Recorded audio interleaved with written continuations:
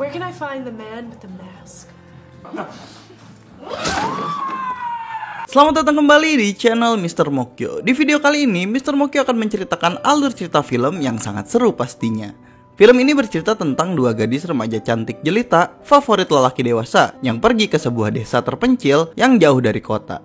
Saat di sana, mereka berkenalan dengan dua pemuda lokal desa tersebut yang ternyata merupakan sindikat perlendiran yang menyajikan wanita untuk oknum-oknum nakal. Namun ternyata, gadis-gadis cantik tersebut bertindak di luar nalar ketika mereka murka dengan sindikat perlendiran tersebut. Seperti apa kisahnya? Saksikan di video alur cerita film ini. Let's check it out.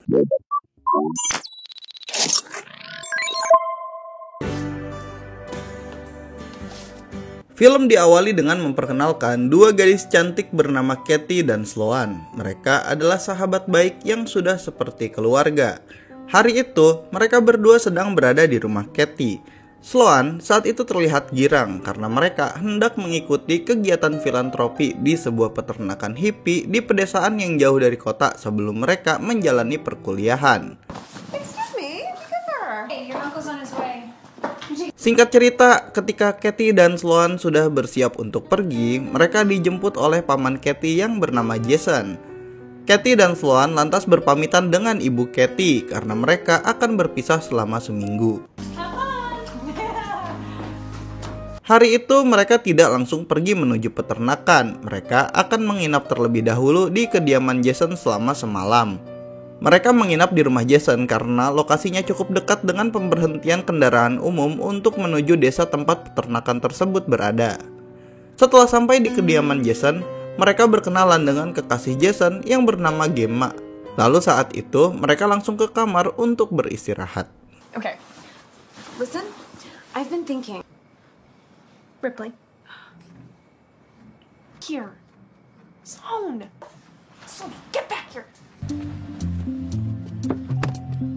Keesokan paginya terlihat mereka bertiga sudah berada di dalam mobil. Saat di perjalanan, Jason yang merupakan detektif FBI meminta Katie untuk terus mengabarinya selama beraktivitas dan membuat kode khusus saat berkirim pesan. Hal tersebut dilakukan agar Jason yakin jika yang menghubunginya adalah Katie. Singkat cerita, mereka berhenti di sebuah tempat. Saat itu, Katie dan Sloan masuk ke sebuah toserba. Di sana mereka bertanya mengenai jadwal kedatangan bus. Thank you. I love your jacket. Setelah mendapat info, mereka lantas mengabari Jason jika bus akan datang 1 jam lagi. Jason sempat menawarkan diri untuk menemani mereka hingga busnya tiba, tetapi mereka mengatakan jika hal tersebut tidak perlu. Di saat itu, ada dua pemuda yang lewat menaiki sebuah truk, seakan mereka tertarik pada penampilan Katie dan Sloan. Setelah itu, Jason lantas pamit pulang. Katie dan Sloan lalu masuk ke sebuah kafe untuk menunggu kedatangan bus. Sloan saat itu ingin ke toilet. Si pemilik kafe lantas mempersilahkan. Katie lantas sendirian. Di kesempatan itu, si pemilik kafe lantas menggoda Katie sehingga membuat suasana tidak nyaman. Lalu datanglah kedua pemuda tadi sehingga membuat si pemilik kafe berhenti menggoda Katie. Mereka lantas mengobrol. Tak lama berselang, Sloan selesai dari toilet. Mereka pun lantas duduk bersama. Saat itu, kedua pemuda tersebut memperkenalkan diri. Mereka bernama Jet dan Lucas, yang merupakan adik kakak. Nice to meet you. Heather. Sounds cool. Katie dan Sloan mengatakan tentang tujuan mereka yang akan mengunjungi peternakan hippie di sebuah desa. Mendengar hal itu, Jet menawarkan tumpangan, tetapi di saat itu Katie menolak. Setelah obrolan singkat tersebut, Jet dan Lucas lantas pamit. Setelah mereka pergi, Sloan berkata jika sebaiknya Katie menerima saja tawaran mereka, sekaligus mencari pengalaman dan teman baru. Katie lantas berpikir kembali, dan setelah itu, mereka berdua pun akhirnya berlari menyusul Jet dan Lucas. Sehingga akhirnya mereka pun pergi bersama. Fine. Yes.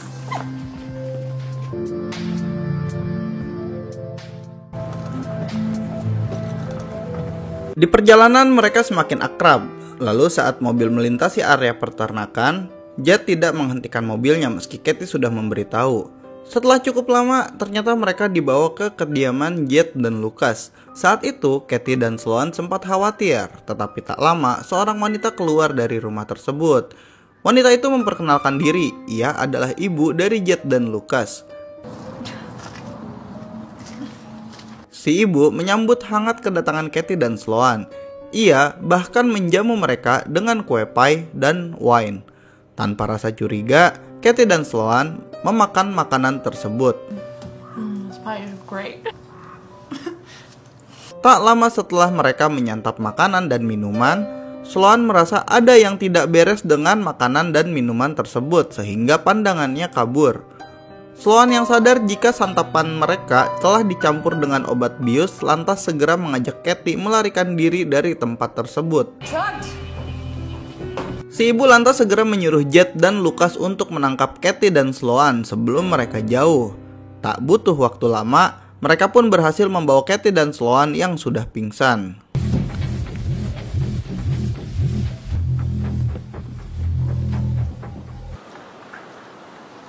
Saat siuman, Katie dan Sloan sudah berada di dalam sebuah kontainer yang lokasinya jauh di dalam hutan dengan keadaan terborgol. Saat itu mereka pun berteriak minta tolong, tetapi yang datang saat itu adalah Jed. Jed mengatakan jika tidak akan ada seorang pun di hutan tersebut, sehingga teriakan mereka percuma. Jed juga menyampaikan jika mereka akan dijual sebagai pemuas nafsu pria-pria penting di desa kecil tersebut. Setelah itu datanglah seorang pria, ia bernama Boris. Ia bertanya mengenai Jason karena terus-menerus menghubungi ponsel Katie. Selain itu, ia juga berhasil mengetahui jika Katie dan Jason menggunakan kode rahasia untuk bertukar pesan, sehingga Boris dapat mengelabui Jason dengan memberikan kabar palsu melalui ponsel Katie. Singkat cerita, Katie dan Sloan diminta untuk membersihkan diri sebelum para pelanggan datang. Saat itu, Boris pergi, sehingga Jed dan Lucas yang berjaga. Lalu tiba-tiba ada seorang sheriff bernama Andrew yang datang ke tempat tersebut. Katie dan Sloan segera berlari dan berlindung di belakang sheriff. Namun sialnya, ternyata Andrew merupakan rekan mereka. Tak hanya itu, ternyata Andrew merupakan pelanggan pertama. Singkat cerita, terlihat Andrew keluar dari kontainer tempat Katie berada sambil merapikan celananya. Setelah Andrew menjauh, Sloan keluar dari kontainernya. Ia segera menghampiri Katie yang sedang menangis setelah dipaksa menemani Andrew pemanasan sebelum bertugas.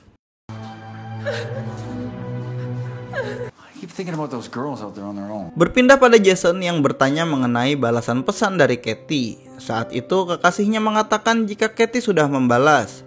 Tetapi saat itu kekasihnya tidak memberikan ponselnya. Ia malah meyakinkan Jason jika keponakannya baik-baik saja. Kembali ke tempat Katie dan Sloan dijual. Kali ini datang seorang begundal tukang kayu bernama Jack. Saat itu Jack memilih Sloan untuk meremajakan perkakasnya yang mulai usang.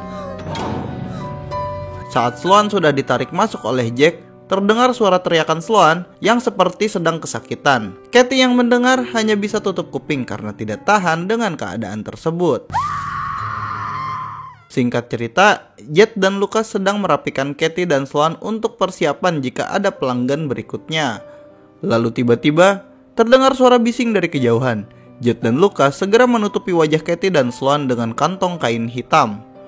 Lalu tak lama muncul seorang pria dengan topeng babi. Pria bertopeng babi itu lantas mendekat.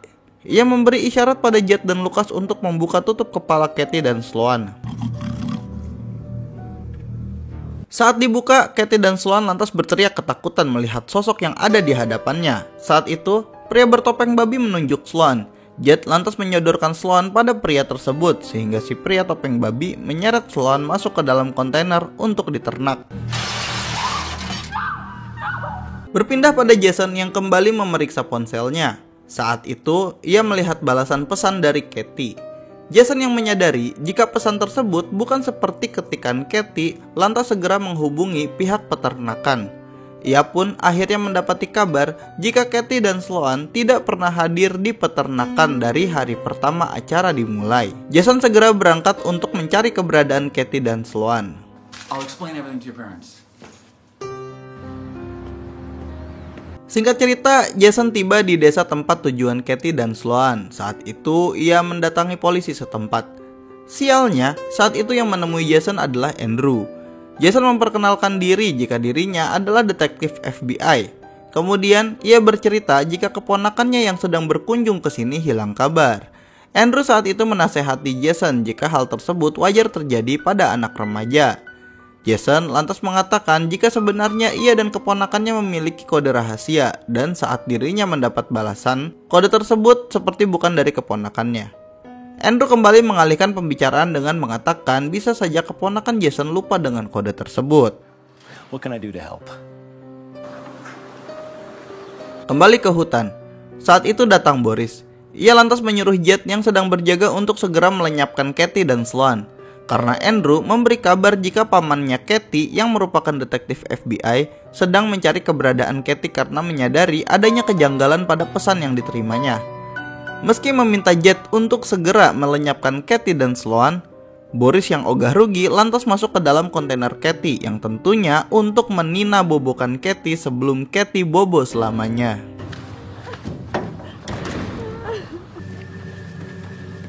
Karena Boris akan mengajak Jed menyiapkan peralatan untuk melenyapkan Kathy dan Sloan, ia pun menyuruh Jack untuk berjaga. Saat Jack sudah sendirian, Kathy berkata pada Sloan jika dirinya memiliki rencana untuk kabur. Saat itu, Kathy lantas menghampiri Jack. Ia pun menggoda Jack dengan pesonanya. They're dead. Meski perkakas Jack baru diremajakan oleh Sloan, ia tetap tidak tahan dengan Kathy yang tentunya memiliki jenis toolkit berbeda untuk meremajakan perkakasnya. Saat Jack sudah lengah, Kathy segera menggigit leher Jack tepat di nadinya hingga copot sehingga Jack tewas di tempat. Kathy segera mengambil kunci borgol. Ia segera melepaskan borgolnya dan juga Sloan. Setelah itu mereka pun segera kabur sebelum ada yang datang.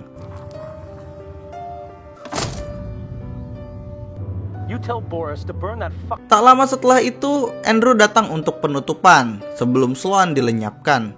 Tapi sialnya, ia malah menemukan Jack yang sudah tak bernyawa. Dan lebih sialnya lagi, mobil yang dikendarai Andrew berhasil dicuri oleh Kathy dan Sloan. Singkat cerita, Kathy dan Sloan saat itu berencana langsung kabur dari desa tersebut. Tetapi saat itu, mereka melihat dua wanita yang juga sedang berkunjung ke desa tersebut. Mereka berdua lantas berubah pikiran dan berencana untuk membasmi sindikat perlendiran agar tidak memakan korban lagi.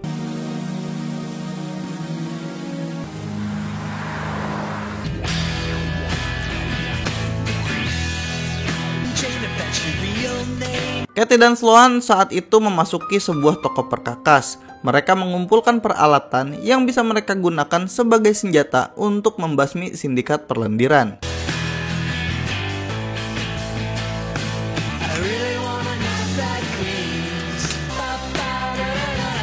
Setelah itu, Kathy bertanya kepada pemilik toko mengenai setiap alamat para sindikat perlendiran. Setelah mendapatkan info yang dibutuhkan, mereka pun pergi. Do you know someone named Boris? Ask you a few questions, okay? It's about two missing girls. Di sisi lain, Jason juga sedang mencari dengan segala upayanya. Ia pun mengunjungi kafe tempat Kathy dan Sloan menunggu kedatangan bus. Saat itu si pemilik kafe mengatakan jika gadis-gadis tersebut dibawa oleh dua orang pemuda yang mengendarai mobil truk pick up berwarna biru dengan sebuah merek tertentu. Singkat cerita, Jason berkunjung ke kantor asuransi mobil desa tersebut. Di sana ia bertanya mengenai pick up biru yang disebutkan oleh pemilik kafe. Petugas yang berjaga pun lantas memberitahu jika pemilik pick up tersebut bernama Boris. Dan juga mereka memberikan alamat Boris pada Jason. Berpindah pada Boris yang saat itu baru tiba di rumahnya. Lalu tiba-tiba terdengar musik dari pemutar suara. Boris lantas mencari tahu siapa yang ada di dalam rumahnya. Lalu saat itu tiba-tiba saja ia dikejutkan oleh kehadiran Kathy dan Sloan. Dengan segera, Kathy dan Sloan melempari Boris dengan bola kasti yang sudah dipasangi paku, sehingga Boris jadi penuh luka dan tak berdaya. Saat itu Boris meminta Kathy dan Sloan mengampuninya. Ia juga akan memberikan semua uang yang dimilikinya. Kathy lantas meminta Boris untuk memberikan uangnya terlebih dahulu. Tak butuh waktu lama, Kathy sudah mendapatkan uang simpanan Boris. Selain itu, ia juga mendapatkan sepucuk pistol. Setelah itu, Katie bertanya mengenai pria bertopeng babi pada Boris, tetapi Boris tidak mau menjawab karena di luar perjanjian. Akhirnya, Katie memutuskan untuk mengeksekusi Boris. Ia pun meminta Sloan mengambil pemukul baseball yang sudah dimodifikasi. Tanpa segan-segan, mereka berdua lantas mendobrak matahari Boris dengan pemukul tersebut agar Boris mau mengungkap identitas pria bertopeng babi. Di saat itu, Jason tiba di rumah Boris. Ia lantas mengendap-endap masuk. Betapa kagetnya saat ia melihat jasad Boris yang masih fresh tersaji di atas meja. Lalu, ia mendengar suara mesin mobil dan saat keluar, ia mendapati mobil Boris pergi entah kemana.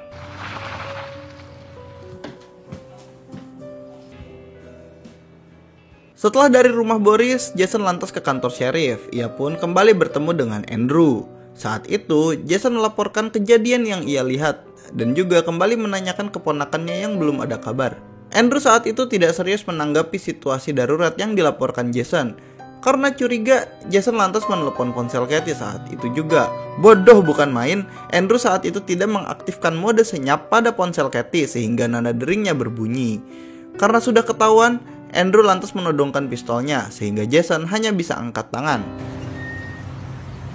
Sementara itu, Katie dan Sloan sedang di perjalanan untuk menemui pria bertopeng babi. Mereka pun akhirnya tiba di depan sebuah gereja dan menemukan pastor dengan salib di lengannya. Singkat cerita, saat pastor tersebut sudah berada di dalam, Sloan saat itu masuk dan menyapa. Entah apa yang merasuki pastor tersebut, ia malah berteriak jika tidak ada yang bisa menyakitinya karena Tuhan bersamanya. Dan saat itu juga, pastor tersebut dipukul oleh Katie yang tiba-tiba saja berada di belakang pastor. Jesus Christ!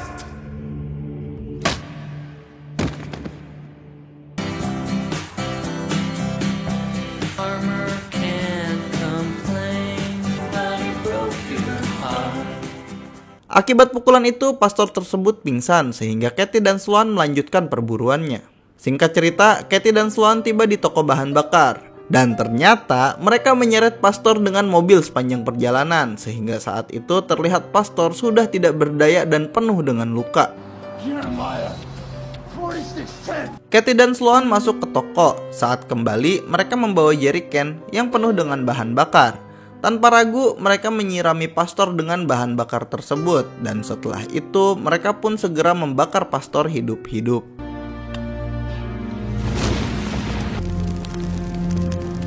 Berpindah scene di mana Jason saat itu sedang berada dalam kondisi terikat di rumah Andrew. Di sana terlihat dua gadis yang pernah dilihat Katie dan Sloan di jalanan, yang tentu saja akan menjadi korban sindikat perlendiran. Saat Andrew lengah karena tidak konsen melihat korban baru, ternyata Katie dan Sloan sudah masuk ke rumahnya.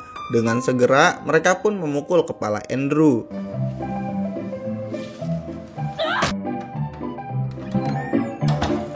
Saat siuman, Andrew sudah dalam keadaan terikat. Katie dan Sloan pun mempermainkan Andrew. Dan tak lama, mereka pun menghabisi Andrew.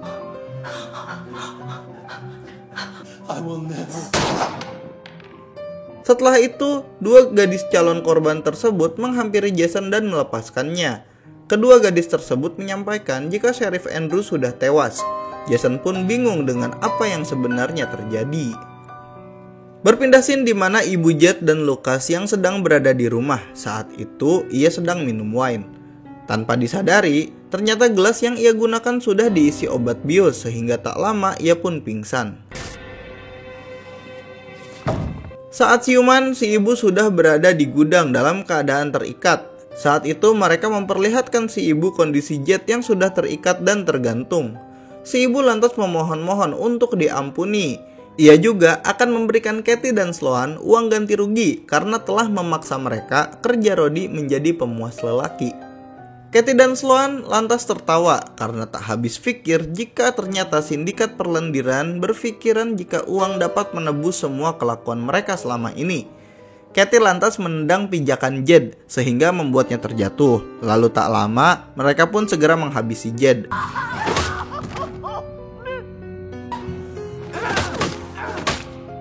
Lalu kemudian Katie dan Sloan memanggil Lucas. Saat itu mereka meminta Lucas untuk menghukum ibunya jika ingin bebas. Tentu saja Lukas tidak tega meski ia tahu jika ibunya adalah biang kejahatan desa tersebut. Tanpa segan, Katie dan Sloan menembakkan peluru pistol ke kepala Lukas. Tinggallah si ibu seorang diri yang masih berusaha memohon ampun. Tetapi bagaimanapun hal tersebut percuma karena Katie dan Sloan tidak sama sekali merasakan iba. Katie lantas mengambil pemotong rumput. Ia pun menghidupkan mesinnya. Dan dengan penuh kekesalan, ia segera membabat wajah si ibu tanpa perasaan. Beberapa hari setelah itu, terlihat Jason sedang berkunjung ke rumah Katie. Saat itu, terlihat ia sedang mengobrol dengan ibunya Katie. Tak lama, terlihat Katie dan Sloan turun dari kamarnya. Ternyata Jason saat itu sedang menjemput mereka karena Katie dan Sloan akan tinggal di asrama kampus. Mereka pun kembali pergi dan hidup dengan normal. Film pun selesai.